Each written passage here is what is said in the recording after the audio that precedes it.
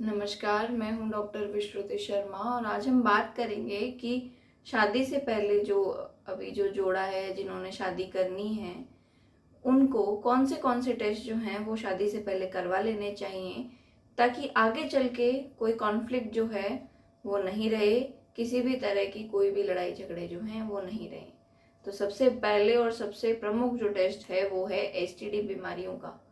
कि आपके जो पार्टनर हैं या आपको कोई एसटीडी बीमारी तो नहीं है, तो एसटीडी पैनल का जो टेस्ट है वो ज़रूर से करवा लीजिएगा। दूसरा है एचआईवी का टेस्ट आपको ज़रूर से करवा लेना चाहिए, एचआईवी 1 और 2। ये भी एक एसटीडी बीमारी है, लेकिन इसको मैं स्पेसिफिकली बोल रही हूँ क्योंकि इसको अगर शादी के बाद में अगर आप कंसीव करने जा रहे हैं तो एचआईवी की स्क्रीनिंग होती है। अगर एचआईवी की स्क्रीनिंग में वहाँ पे आप पॉजिटिव आ जाते हैं तो आप जो बेबी को कैरी करने के लिए सोच रहे हैं, या तो उसको अबॉर्ट कर दिया जाएगा या आपको एडवाइस ही नहीं किया जाएगा कि आपको बेबी को पैदा करना चाहिए। तीसरा है ब्लड ग्रुप और आरएच कंपैटिबिलिटी।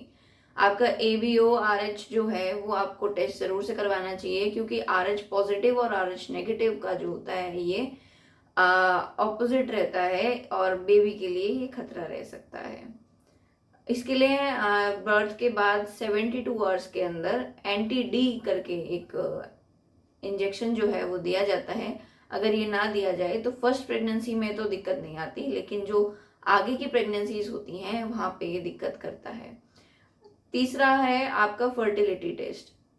फर्टिलिटी टेस्ट जो है वो आपको ज़रूर से करवा लेना चाहिए। आपके जो भी रिप्रोडक्टिव ऑर्गन्स होते हैं वहाँ पे उनका स्कैन किया जाता है। अगर सब कुछ नॉर्मल आता है तो ही आपको आगे चलना चाहिए। ओवरीज का टेस्ट करवा लेना चाहिए, साथ में मेल्स को पीएसए और प्रोस्टेट का टेस्ट करवाना चाहिए, यानी प्रोस्टेट स्पेसिफिक एंटीजन जो होता है, ये टेस्ट का नाम होता है। इसको ज़रूर से करवा लेना चाहिए ताकि कोई भी जो भी अगर आपको कैंसर या डिजेनरेशन या प्रोस्टेट में कोई भी हाइपरट्रोफी है, बिनाइन प्रोस्टेट हाइपरट्रोफी बीपीएच करके एक बीमारी होती है, ये हो जाती है, ओल्ड एज में होती है, लेकिन हो सकता है कि यंग एज में भी हो जाए, तो ये टेस्ट भी ज़रूर से करवा लेना चाहिए।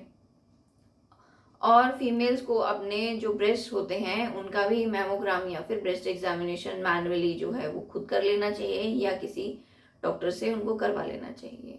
इसके अलावा आपके फुल बॉडी चेकअप आप करवा सकें तो अच्छी बात है। अपनी हेल्थ की जो जानकारी है वो खुद को ही ज़्यादा रहती है कि मैं खुद अच्छा फील कर रहा हूँ कि नहीं कर रही हूँ, मैं कोई भी काम करने में थक तो नहीं जा रही हूँ जल्दी, या फिर हाफ तो नहीं जा रही हूँ। क्योंकि जब आप शादी करते हैं तो आपके पास इतनी एनर्जी होनी चाहिए कि आप जब कंसीव करें तो आपके जो बच्चा है आप उसको संभाल सकें, आपके अंदर उतनी स्ट्रेंथ होनी चाहिए।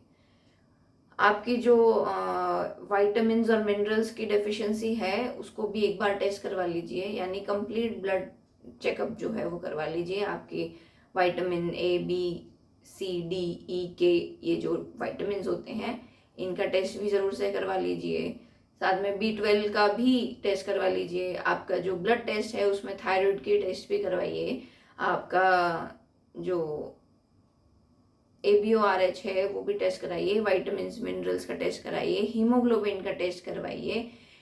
और भी आप टेस्ट जो करवा सकते हैं वो है हेपेटाइटिस बी और सी, क्योंकि ये जो बीमारी है ये जेनेटिकली आगे जाती हैं, तो जेनेटिक एग्जाम भी बहुत ज़रूरी होता है।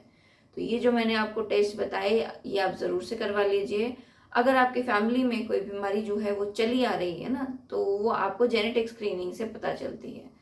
आपके फैमिली में कई जनों को कुछ बीमारी होगी, कईयों को नहीं होगी, ये आपके जीन्स में जो है वो लिखी जाती हैं, तो ये आपके आने वाले बच्चे में भी होती हैं।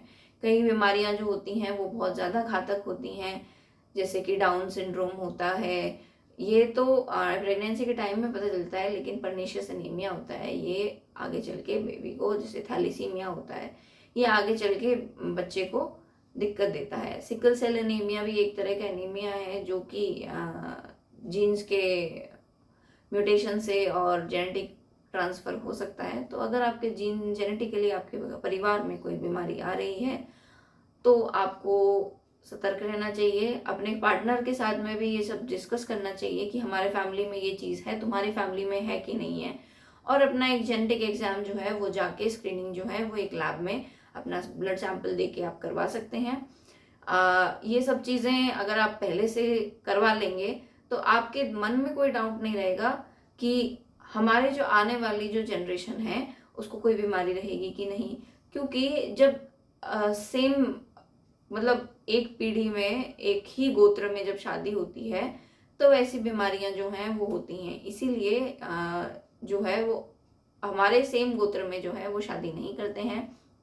अपने गोत्र से मिलता हुआ गोत्र जो होता है, मतलब गोत्र के अलावा जो दूसरा गोत्र होता है उसमें शादी की जाती है, ताकि जो फेमिलियल डिजीज है जो बहुत पुरखों से चली आ रही हैं, जो जेनेटिक डिजीजेस हैं वो आगे जो है वो फैले ना और एक नई प्रोजेनी जो है वो आए। इसीलिए अपने टेस्ट जो हैं वो ज़रूर से करवा लीजिए। ये टेस्ट जो हैं वो सारे आपको करवा लेने चाहिए। और इसके अलावा भी अगर आपको कोई डाउट रहता है तो आप हमें स्क्रीन पे दिए हुए नंबर पे कॉल या व्हाट्सएप करके पूछ सकते हैं। आपको कोई भी जानकारी लेने में हिचकना नहीं चाहिए। आफ्टर ऑल ये आपकी और आपकी आने वाली जनरेशन का सवाल है। आपको ज़रूर से ऐसे टेस्ट जो हैं वो करवा लेने चाहिए। अगर आपको वीडियो अच्छी लगी हो तो लाइक कीजिए, कमेंट कीजिए और शेयर कर सकते हैं अपने पार्टनर के साथ में या फिर उनके साथ में जिनकी अभी अभी शादी होने वाली है या हो चुकी है। अगर अभी अभी शादी हुई है तो भी आप ये टेस्ट करवा सकते हैं, ताकि आपको आने वाले टाइम के लिए कोई भी तरह का डाउट जो है वो नहीं रहे। आप पूरी तरह से हेल्दी हैं या आप थोड़े भी अनहेल्दी हैं तो अपने आप को फिट करके और फिर अगर आप बेबी प्लान करते हैं तो ये आपके लिए और आपके आने वाली जनरेशन के लिए, दोनों के लिए ही बहुत अच्छा रहता है। धन्यवाद।